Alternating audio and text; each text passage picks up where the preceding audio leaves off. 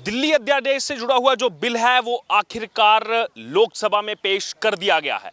पिछले लगातार इतने दिनों से इंतजार था कि मॉनसून सत्र में आखिरकार कब जो है दिल्ली अध्यादेश से जुड़ा हुआ जो बिल है, ट्रांसफर पोस्टिंग के जो अधिकारों को लेकर के बिल है, जिसको लेकर के 19 मई को अध्यादेश लाया गया था केंद्र सरकार की तरफ से, वो आखिरकार कब जो है पेश किया जाएगा। संसद भवन के बाहर इस समय मैं मौजूद हूं और अगर बात की जाए आज यानी कि 1 अगस्त को दोपहर 2:15 बजे के बाद जो है यहाँ पर देश के गृह मंत्री अमित शाह की तरफ से लोकसभा के अंदर इसको पेश किया गया, जिसको नाम दिया गया है the government of NCT of Delhi amendment bill 2023, यानी कि the government of national capital territory of Delhi amendment bill 2023।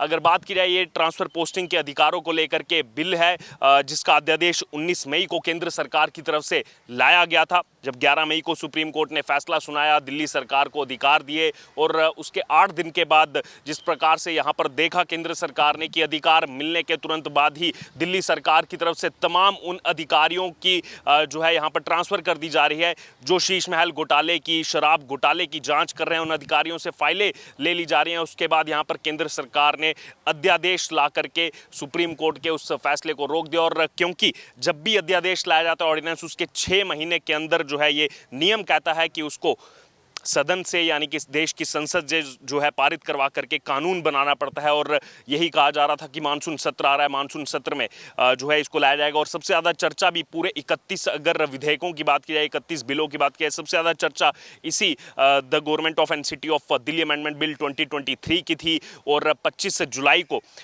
Cabinet की मंजूरी इसको मिल चुकी थी। उसके बाद लगातार इंतजार किया जा रहा था, बार बार संसद जो है हंगामे की बेंच चढ़ रहा था, लेकिन अब आखिरकार देश के गृह मंत्री अमित शाह ने लोकसभा के अंदर इस बिल को पेश कर दिया है। उसके अलावा बात की जाए तो यहाँ पर पूरा मौका दिया गया। आज विपक्षी जो नेता हैं वो भी इसको लेकर के बोले। असदुद्दीन ओवैसी ने अपनी राय रखी। उसके अलावा अगर बात करें नेता प्रतिपक्ष अधीर रंजन चौधरी, उन्होंने इसको लेकर के अपनी राय रखी। बीजेडी की तरफ से जो सांसद हैं उनकी तरफ से अपनी राय इसको लेकर के रखी गई। नित्यानंद राय ने इसको जो है सबसे पहले इंट्रोड्यूस किया और उसके बाद देश के गृह मंत्री अमित शाह ने इसको लेकर के जो है यहाँ पर चर्चा की। दरअसल अगर बात की इससे पहले ही काफ़ी ज़्यादा जो है वो विवाद इस बिल को लेकर के हो रहा था। लगातार जो यहाँ पर अपोजिशन ने नया गठबंधन बनाया है, कांग्रेस, आम आदमी पार्टी और तमाम बाकी दलों ने मिलकर के, INDIA, उनके तमाम नेता इसको लेकर के जो है उनका कहना था कि हम विरोध करेंगे। लेकिन इसी बीच कल जैसे हमने आपको बताया था कि जो संदीप दीक्षित हैं, कांग्रेस पार्टी के ही सीनियर लीडर हैं, उन्होंने कहीं ना कहीं कहा था कि ये बिल जो है वो एकदम सही है। दिल्ली के हिसाब से इस बिल को ज़रूरी है संसद से पास होना। तो कहीं ना कहीं आपस में ही विरोधाभास की चीज़ें जो है वो यहाँ पर सामने थी। अब यहाँ पर बात करते हैं जो अंदर आज जब बिल पेश किया जा रहा था तो क्या क्या कहा गया। अधीर रंजन चौधरी इसको लेकर के बोले कि ये बिल जो है संविधान का उल्लंघन। देखिए, बार बार इसको कॉन्स्टिट्यूशन से जोड़ करके देखा जा रहा है कि अनकॉन्स्टिट्यूशनल है, अनकॉन्स्टिट्यूशनल है।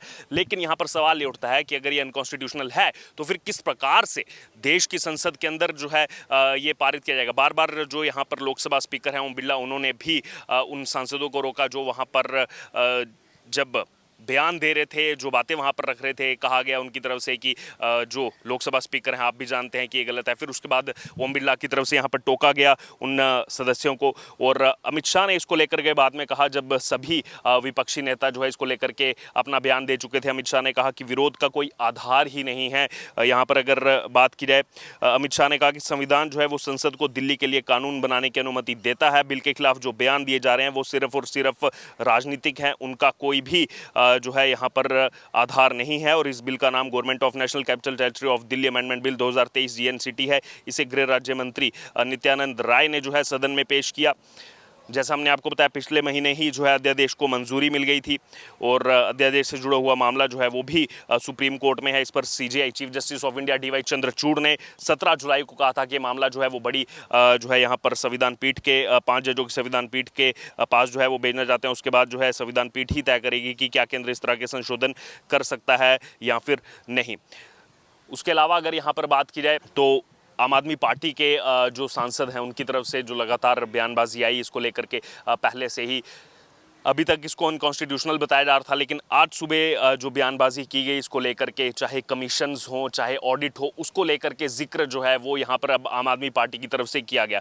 यानी कि सीधे तौर पर अब आम आदमी पार्टी भी जो है वो मान चुकी है कि किस प्रकार से जब ऑडिट होंगे, किस प्रकार से जब कमीशंस का जो अधिकार है वो जाएगा एलजी के पास, तो उसके बाद काफ़ी ज़्यादा दिक्कतों का सामना उनको करना पड़ेगा। और बार बार इस बिल की अगर बात की जाए तो इसको जोड़ करके देखा जा रहा है कि इससे देश का नुकसान होगा। ये बार बार आम आदमी पार्टी के तमाम नेता आकर के जो है वो बयानबाजी कर रहे हैं कि इससे देश का नुकसान है, ये संविधान के खिलाफ है, उसके अलावा इसको भी लोकतंत्र की हत्या बता दे रहे हैं। जबकि लोकतंत्र के मंदिर में ही इस बिल पर चर्चा होने के बाद जो है वो इसको भेजा जाएगा राष्ट्रपति के पास दोनों सदनों से पारित होने के बाद। और अब जो यहाँ पर संजय सिंह की तरफ से कल कहा गया कि बेशक लोकसभा से पारित हो जाए, राज्यसभा में उनके पास बहुमत है, तो सवाल यहाँ ये उठता है कि आखिरकार कैसे बहुमत है अपोजिशन के पास, क्योंकि सीधे तौर पर आंकड़ा जो है वो पहले 112 का था, एनडीए के पास 121 का चाहिए था। अब तो संजय सिंह भी निलंबित हो गए हैं यहाँ पर पूरे इंटायर मॉनसून सेशन से,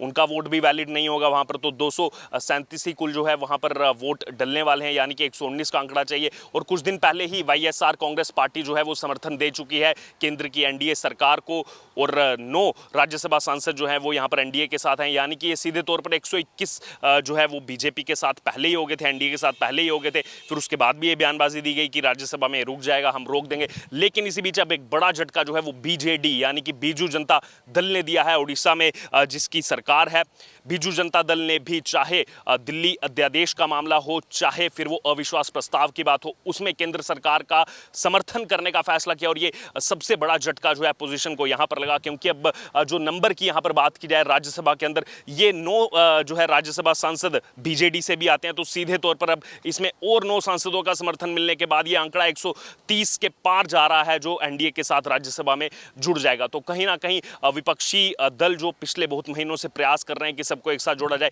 वाईएसआर कांग्रेस पार्टी और बीजेडी को भी उन्होंने जोड़ने का अपने साथ बहुत प्रयास किया, क्योंकि जब संसद शुरू हुई, मानसून सत्र जब शुरू हुआ संसद का, तो उस समय एनडीए था, उसके बाद आईएनडीआईए को देखा गया, और उसके बाद कुछ ऐसे दल थे जो ना तो एनडीए के साथ थे ना ही आईएनडीआई के साथ थे। उसमें BSP, YSR Congress party, Telugu Desam party, उसके अलावा अगर बात की जाए तो यहाँ पर बीजेडी, ये तमाम ऐसे दल थे। और इसमें सबसे बड़े जो 2 दल थे वो बीजेडी और उसके साथ साथ वाईएसआर कांग्रेस पार्टी थे। और इन्हीं दोनों दलों की अगर बात की जाए, अब जैसे ही इन्होंने समर्थन देने की बात कही, सबसे पहले वाईएसआर कांग्रेस पार्टी ने, उसके बाद बीजेडी ने, उसके बाद सीधे तौर पर पूरा रास्ता जो है यहाँ पर एनडीए के लिए क्लियर हो गया। और कहीं ना कहीं अगर विपक्षी गठबंधन की बात है तो उसको बहुत बड़ा झटका लगा। साथ ही साथ आज जिस प्रकार से महाराष्ट्र में जब प्रधानमंत्री नरेंद्र मोदी को लोकमान्य तिलक राष्ट्रीय पुरस्कार से सम्मानित किया गया, और उस दौरान शरद पवार भी वहां मौजूद थे, मुख्य अतिथि के नाते शरद पवार मौजूद थे, और जिस प्रकार से वहां से जो विजुअल सामने आए जब पीएम मोदी से वो मिले और जिस प्रकार से वो खुश थे,